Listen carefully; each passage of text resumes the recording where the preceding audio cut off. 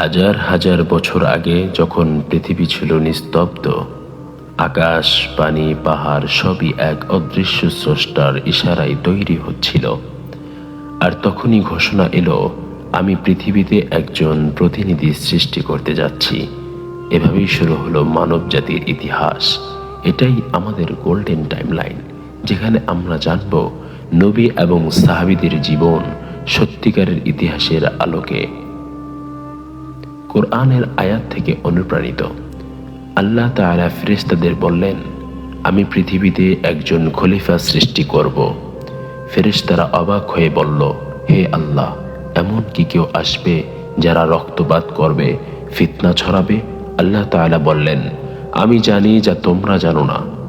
এই বাক্যে লুকিয়ে আছে মানব জাতির সম্মান, সম্ভাবনা এবং উদ্দেশ্য। আদম আলাইহিসসালাতু ওয়াসসালামকে তৈরি করা হয় পৃথিবীর বিভিন্ন রঙের মাটি থেকে, সাদা, কালো, বাদামি, লাল, যার কারণে মানব জাতির রং বৈচিত্র্য সৃষ্টি হয়। অবয়ব তৈরির পর তিনি প্রাণহীন দেহ হিসাবে দাঁড়িয়ে থাকলেন এক সময়। ফেরেশতারা তার দিকে তাকিয়ে বুঝতে চাইছিলেন আল্লাহর এই সৃষ্টির রহস্য। তারপর আল্লাহ আদমের মধ্যে আত্মা ফুঁকে দিলেন। আত্মা প্রথমে চোখে এলো।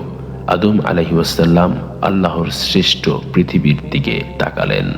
তারপর নাকে তিনি শ্বাস নিলেন, তারপর পুরো শরীরে। এভাবেই প্রথম মানুষের প্রথম ধ্বনি পৃথিবীতে প্রতিধ্বনিত হলো। আল্লাহ আদেশ দিলেন, আদমকে সিজদা করো। সব ফেরেশতা সিজদা করল, কিন্তু ইবলিস করল না। অহংকার, ঈর্ষা এবং বিদ্বেষ তাকে ধ্বংসের পথে ঠেলে দিল। ইবলিস চ্যালেঞ্জ ছুড়ে দিল, মানুষকে পথভ্রষ্ট করার প্রতিজ্ঞা করল। আদম আলাইহিসসালামকে জান্নাতে রাখা হলো। সেখানে সব ছিল শান্তি, খাদ্য, আলো, সুখ। এক সময় আল্লাহ হাওয়া আলাইহিসসালামকে সৃষ্টি করলেন আদমের একাকিত্ব দূর করার জন্য। এভাবেই প্রথম পরিবার শুরু হলো। একটি নিষিদ্ধ গাছের পরীক্ষায় ইবলিস তাদের ধোঁকা দিল।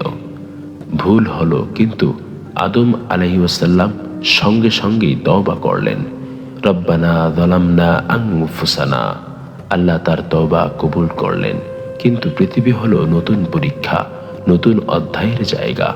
এভাবেই আদম ও হাওয়া পৃথিবীতে পাঠানো হলো। মানবতার যাত্রা এখান থেকেই শুরু। তিনি পৃথিবীর প্রথম নবী।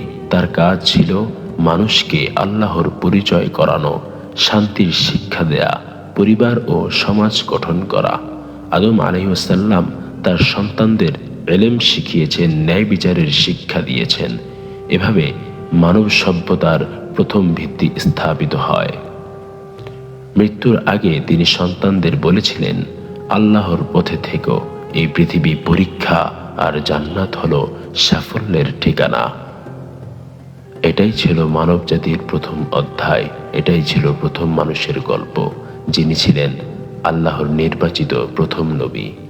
আগামী এপিসোডে আমরা জানাবো শীস আলাইহিসসালামের গল্প, প্রথম ওহীপ্রাপ্ত উত্তরসূরি।